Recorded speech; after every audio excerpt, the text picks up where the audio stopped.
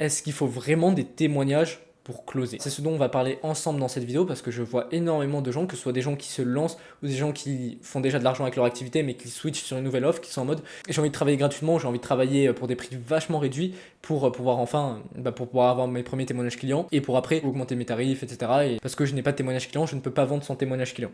Alors c'est hyper important qu'on aborde ça et spoiler, la réponse c'est non, tu n'as absolument pas besoin de témoignage pour vendre. On va explorer justement cette question-là durant toute cette vidéo-là. Première chose, pourquoi est-ce que c'est pas pertinent déjà de travailler gratuitement? On va faire une petite parenthèse là-dessus. C'est pas pertinent parce que tu vas avoir forcément des gens beaucoup moins engagés, ils ne s'engagent pas financièrement parlant, donc il va avoir beaucoup moins de respect sur ton travail, il va beaucoup moins s'engager, ce qui fait qu'après il va pas avoir autant de résultats, donc, et même carrément il va peut-être te lâcher en cours de route. Si tu accompagnes quelqu'un gratuitement, il va probablement te lâcher en cours de route. Donc c'est absolument pas pertinent. Et la seule condition pour laquelle pour moi c'est pertinent de faire des coachings gratuits au début pour démarrer, c'est si tu n'es pas encore convaincu de ton produit. Vraiment tu doutes sur tes compétences et tu sais que c'est pas le bon moment pour la lancer en public. Mais encore, si tu fais ce genre de choses, fais attention vraiment de coacher un proche, que ce soit ton frère, ta mère, ton père, peu importe, mais quelqu'un que tu connais qui est vraiment proche et que tu sais qu'il va s'engager dans ce que tu fais. Parce que c'est humain. C'est pas que la personne en face est mauvaise, c'est que c'est humain. On s'engage beaucoup moins quand on n'a rien à perdre. Regarde, si je te dis aujourd'hui tu fais 10 000 euros dans 3 mois et si tu les fais pas, tu perds simplement 300 euros.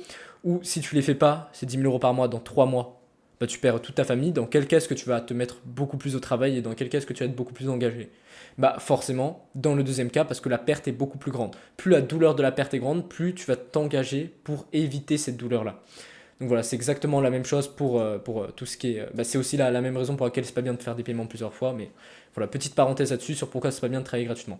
Maintenant, comment est-ce que c'est possible de closer sans témoignage? Parce que la personne n'a pas de témoignage, elle n'a pas de choses sur lesquelles se fier pour te faire confiance. Et ben en fait, ça c'est juste une excuse, et si tu as des prospects qui te disent tu n'as pas de témoignage, je peux pas démarrer avec toi, c'est simplement la manifestation de ton manque de compétences en vente.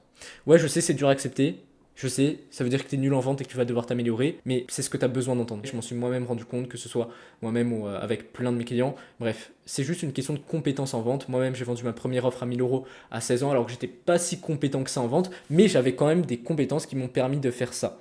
Et comme par hasard, le moment où j'ai step up en vente, j'ai même pas eu besoin de montrer des témoignages clients pour démarrer. Genre aujourd'hui, j'ai closé quelqu'un à 3000 euros, je ne lui ai pas du tout parlé de témoignage client. Et qu'est-ce qui fait du coup qu'il a voulu démarrer avec moi même sans preuve? C'est plus spécifiquement ma capacité à me montrer comme la bonne personne pour résoudre son problème.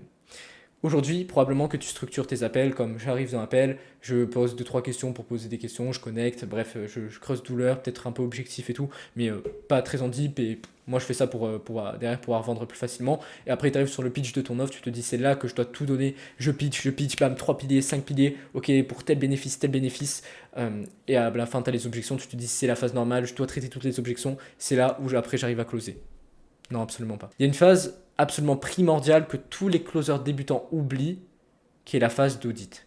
Et pourquoi est-ce qu'ils l'oublient? Parce que c'est chiant, t'as pas envie de faire un audit, ça signifie s'intéresser sincèrement à la personne, oublier sa vente pour faire un audit pertinent, etc. Et en plus, ça demande du temps. Ça demande de s'investir vraiment dans son appel et pas penser à sa vente. Pendant 30-40 minutes, tu vas devoir vraiment t'intéresser à la personne en face. Mais sauf que c'est paradoxalement dans cette phase-là que ton prospect va te considérer, si tu fais un bon audit, comme la bonne personne. Regarde, juste réfléchis une seconde à la logique. Ce que tu fais aujourd'hui, c'est ce que font 90% des closers sur le marché, des mauvais closers. Et quels sont les résultats que 90% des closers ont? Des résultats moyens. Pourquoi? Parce que la moyenne, c'est forcément c'est la définition de la moyenne, quoi. C'est ce que font la plupart des gens. Par contre, si tu regardes le top 10% des closers, quels sont leurs résultats?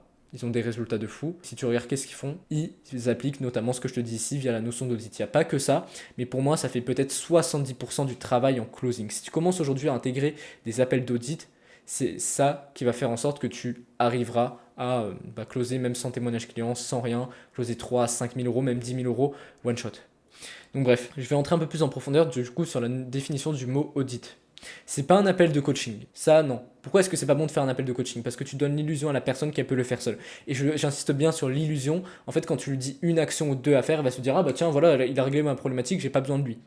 Sauf que en fait, toi, tu sais très bien que ça se règle pas en appel de 30 minutes, voire 1 heure, un vrai problème profond comme il a ton prospect. Donc en faisant ça, un appel de coaching, tu ne l'aides pas, tu le desserres beaucoup plus qu'autre chose parce que tu lui donnes l'impression qu'il peut le faire seul alors que ce n'est pas le cas. Il a besoin de toi. Toi, tu le sais que il va falloir au moins 10, 15 heures, 20 heures, plusieurs semaines, plusieurs mois pour qu'il règle sa problématique. Donc en coachant, non, tu n'aides pas, tu aides sur le court terme, mais sur le long terme, tu desserres beaucoup plus qu'autre chose. Dans quelques mois, il n'aura pas de résultat et il sera en mode ah, mais c'est lui, il m'a donné ça, il m'a donné telle piste, ah, mais c'est pas bien ce qu'il m'a dit de faire. Et du coup, il remettra la faute sur toi parce qu'on sait très bien qu'on met la faute sur les autres. Donc même à ce moment-là, quand il sera rendu compte qu'il ne pourra pas le faire seul, il ne se tournera pas vers toi parce que tu lui auras laissé un mauvais souvenir et il te considérera comme la personne qui lui a donné les mauvaises informations, il ira voir un concurrent.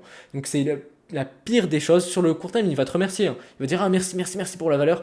Et après, au final, voilà, il va essayer tout seul, il va se casser la gueule. Après, il va te commencer à te limite à te détester, à dire ouais, lui il m'a apporté de la mauvaise valeur, il va se tourner vers quelqu'un d'autre et ainsi de suite. Alors que si tu avais fait ce que j'appelle un vrai appel d'audit, qui est quoi? On entre justement dans le vif du sujet.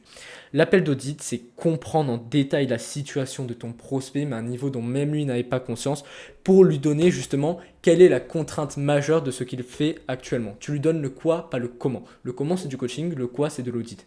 Et justement, qu'est-ce qu'il va faire, qu'est-ce qui va se passer après quand tu donnes le quoi, que tu pointes précisément les problèmes, que tu montres que tu l'as compris? Bah forcément, tu es la bonne personne pour identifier le problème, tu es la bonne personne pour résoudre ce problème. C'est aussi simple et con que ça.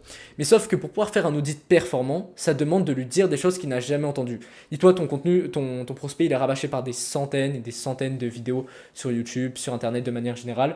Et bah en fait, si tu lui dis la même chose que ce qu'il a déjà entendu sur Internet, pourquoi est-ce qu'il se tournerait vers toi? Il entend la même chose. Dans sa tête, il fait le raccourci que en démarrant le coaching avec toi, bah ça va être la même chose que ce qu'il voit sur Internet. Donc pourquoi est-ce qu'il devrait prendre un coaching avec toi? Ça ne fait pas sens. Donc en fait, l'appel d'audit demande d'être ultra focus sur la personne pour lui comprendre ses problèmes à un niveau dont même lui n'avait pas conscience, qu'il n'a jamais entendu, et après lui donner des solutions, encore une fois, du quoi, pas du comment, qu'il n'a jamais entendu nulle part sur Internet, lui faire prendre conscience de certaines choses. Et c'est là, en fait, quand le switch de croyance opère, que il va associer le fait d'avoir une victoire, une petite victoire, le switch de croyance, une petite victoire, à toi, et donc petite victoire, bonne personne pour identifier le problème, bonne personne pour me faire avoir une petite victoire, bonne personne pour me faire avoir une grande victoire, c'est là où il va vouloir se tourner vers toi pour une offre de coaching. Retiens vraiment ça aujourd'hui, que les audits sont très très importants et en fait ça demande vraiment d'oublier ton offre. En fait les gens disent toi ils adorent acheter mais ils détestent qu'on leur vende quelque chose. Donc fais en sorte de faire oublier à ton prospect que vous êtes sur un appel de vente mais que vous êtes vraiment sur un appel pour échanger de ses problèmes actuels. Et en vrai l'audit pour moi il doit constituer peut-être 70%, 50% à 70% de ton premier appel. Donc dans tes audits tu laisses bien des blancs, tu poses des questions pertinentes, tu te tais, tu te concentres à 100% sur ton prospect, tu te concentres. Donc ça signifie que tu ne penses pas à autre chose, tu ne penses pas à ton offre, tu ne penses pas à ta vente, tu penses à ton prospect et à son problème. Tu es concentré sur ce qu'il te dit. Tu poses les questions les plus pertinentes, à la fin tu as une vision claire de ton œil d'expert de ce qui le bloque réellement. Lui il pense que c'est ça, non toi tu sais que c'est ça. Et après tu fais un putain d'audit, tu lui dis exactement ce qui le bloque dans sa situation et là il va faire ah mais oui c'est vrai t'as raison, il y a ça qui me bloque, il y a ça qui me bloque, ah mais je l'avais jamais vu sous cet angle-là, nanana. Et après la suite logique n'est que finalement de se tourner vers toi pour la solution. Personne ne lui a jamais dit ça. Personne. Aucun closer n'a été aussi performant que toi sur un appel, tout simplement parce que toi tu n'as pas closé, tu t'es simplement intéressé, tu as cherché à identifier les problèmes et après il va se tourner vers toi, ok du coup justement tu peux mettre utile en quoi là-dessus parce que là tu as pointé un problème. Voilà, ça c'est des genres de phrases que des prospects me sortent en appel, tu vois. Et après derrière, en soit tu as les compétences en closing qui finalisent, mais 70% du travail est déjà fait ici, tu es la bonne personne pour identifier le problème. Tu fais ce que personne n'a jamais fait, personne ne lui a jamais fait prendre conscience, forcément il va vouloir se tourner vers toi. Et il ne doit pas passer forcément un bon moment sur l'appel d'audit, parce que ça te demande de switcher des croyances et attaquer entre guillemets ce qu'il pense actuellement. Donc ce qui signifie qu'en coachant en appel, tu vas peut-être l'aider sur le court terme, sur le long terme tu vas beaucoup plus lui desservir, parce qu'il ne va pas démarrer avec toi, il va essayer tout seul, il va se casser la gueule, etc. Par contre, si tu fais un vrai appel d'audit, sur l'appel il ne va pas forcément passer un bon moment, il va pas apprécier parce que, comme j'ai dit, ça, c'est un processus de brisage de croyances, ça demande de changer et le changement est difficile. Par contre, après l'appel, il repensera à toi. Il se dira, il a dit des trucs que personne ne m'a jamais dit. Je dois prendre le second rendez-vous avec lui. Je dois voir ce qu'il a me proposé parce que je sais que ce mec-là, j'en reverrai pas des mecs comme ça.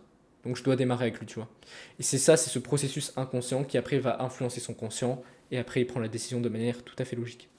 Donc voilà, en fait c'est ça. T'as pas besoin de témoignage client pour en revenir à ce qu'on disait. Tu as juste besoin de faire un bon audit, de t'intéresser sincèrement à la personne. Et après, bon, il y a les compétences en closing qui suivent. Mais aujourd'hui, tu me mets sur une nouvelle offre. J'ai 3 abonnés sur Insta. Tu mets avec 100 chaînes YouTube, personne ne me connaît.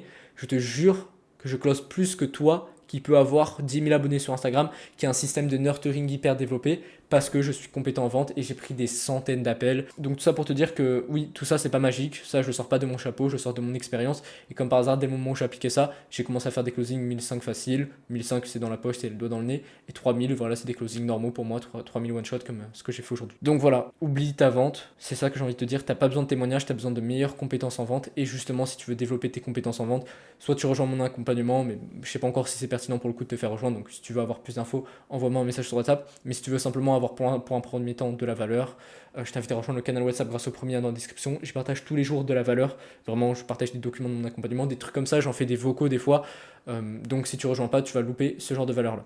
Donc voilà, je t'invite à rejoindre, premier lien dans la description, si, en plus tu peux pas voir l'historique des messages, donc si tu rejoins pas maintenant, tu loupes de la valeur.